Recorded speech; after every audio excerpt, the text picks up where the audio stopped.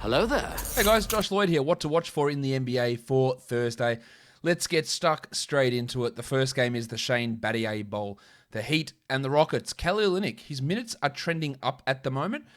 So let's take a look at what he does, what his minutes look like, where the value is with him. I think he's trending towards a 12-team ad at the moment, and then we just see where it goes. But we want to watch how his minutes look and how that all rolls for him. And then Duncan Robinson, who is really struggling at the moment. He'll hit some threes and then not really do anything else.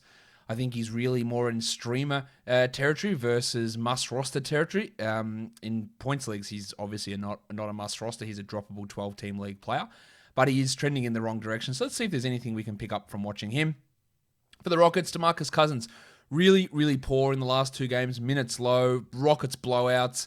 Any hope of him having value when Wood comes back, I think is done. Not that it was there to begin with, but it's done clearly now. So let's watch what Boogie does. And then I want to watch Eric Gordon, who's scoring at a really high rate. He does have some struggles with some percentage issues, for sure.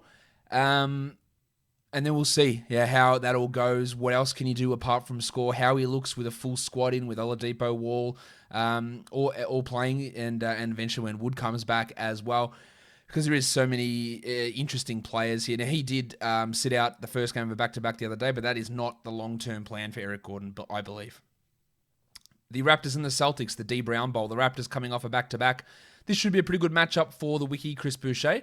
But the minutes for Boucher are always at the whim of Nick Nurse. Now, he played some decent minutes against the Wizards yesterday.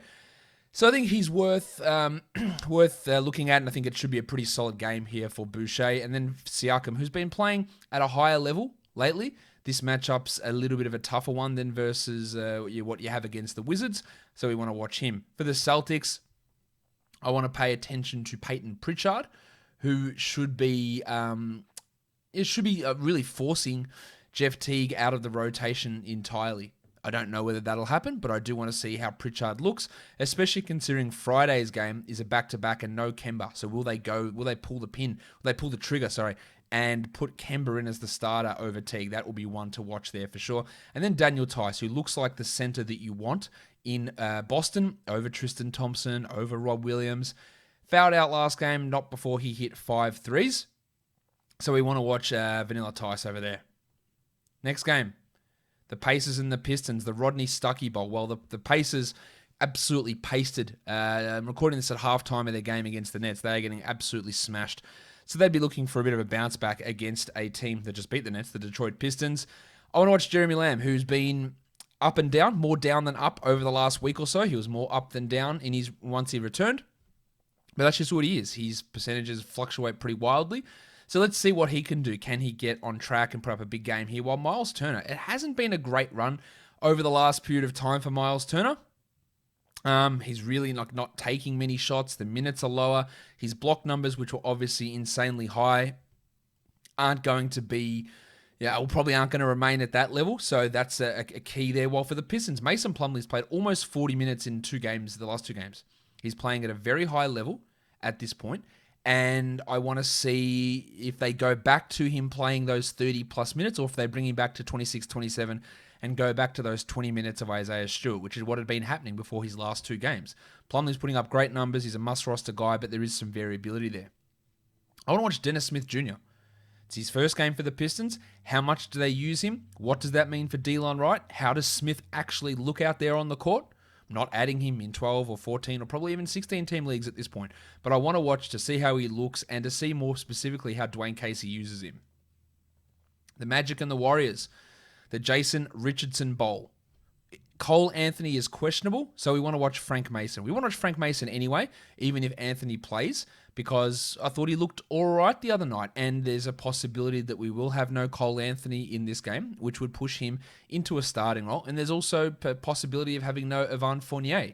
So minutes can be coming at both guard positions for Frank Mason. So, while we don't think that Anthony's going to be out long term, we want to watch Mason here, and then Chuma Akiki, who I think is going to start taking all of the Gary Clark minutes, put up some good defensive numbers last game. Overall, I think just looks really strong. We're seeing the minutes push up. I think it won't be too long before he is a starter. For the Warriors, Draymond Green is playing at a very high level at the moment. Now, is it because there's no other center and he's playing at a position that does favor his fantasy skill set? I'm not sure. But that's what's happening at the moment, putting up top 50 numbers over the last 2 weeks. While Kelly Oubre, we know it's just a complete up and down shit show for this guy all season. He is still a top 100 player over the last 2 weeks. But let's see how he goes and what other peripherals he can put up if the shot doesn't fall, which most likely it won't. The Sixers and the Blazers, the Harvey Grant Bowl.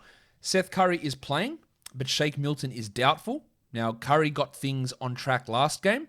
Can he keep up that momentum? They originally erroneously put out that he was doubtful for this game, Seth, and then they've corrected that to say he's available. So let's watch Seth if he's worthy of a must-roster 12-team status. Well, Matisse Thybulle, just like watching him play and see how much he gets out there, especially with Milton gone. Do they just increase his minutes, or do they give those minutes, or all of Shake Milton's minutes over to Tyrese Maxey? For the Blazers, I want to watch Carmelo Anthony because he had a big scoring game last game. He also had some defensive stats, and he's had some up and down performances. But there is some confusion with Melo in his role. He played 30 minutes some nights, and he played 17 minutes the other night. So trying to pin that down has been really tough. So let's pay some attention to that, and let's pay some attention to whether he becomes anything more than just a points streamer for 14-team leagues. And then Damian Lillard, as I highlighted earlier today in the advanced potential assist show, he has been getting a lot of potential assists and hasn't necessarily been converting. He's playing at a really high level. His usage is very high. He's doing things quite at an awesome level. And I haven't really mentioned talking about him all that much. So I think we just should focus in, enjoy the high usage we're getting with Lillard. Maybe we can turn that into a top 5 sell high type scenario, but he's playing at a very, very high level at this point. Look at some stream options. No Wiseman again for the Warriors. So Juan Toscano Anderson will start again. He'll play 30 minutes. He'll get some rebounds. He'll hit some threes. He might get some defensive stats. He's someone to look at. Jayshawn Tate for the Rockets. Now his value might decrease somewhat here because we're going to have Wall, Oladipo, Gordon, all these guys playing house. Tate should continue to start, but him pushing 30-plus minutes might be tougher. But I still think that he is worth a stream for Thursday's games. Rob Williams, if you're looking for blocks and field goal percentage in Boston, it is always easier for him to get minutes when Tyson Thompson start together, which I believe they will. Dougie McDermott for the Pacers, looking for a scoring or 3-point boost. McDermott can be that player. And then we go back to Houston and look at Danuel House Jr.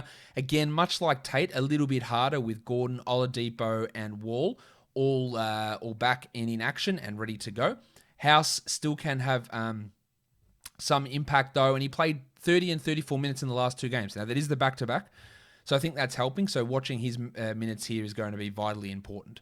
That'll do it for me today for this What to Watch For show for Thursday. Don't forget to subscribe, hit the bell for notifications, give it a thumbs up, and leave your comments down below. Guys, we are done here. Thank you so much for watching, everyone. See ya.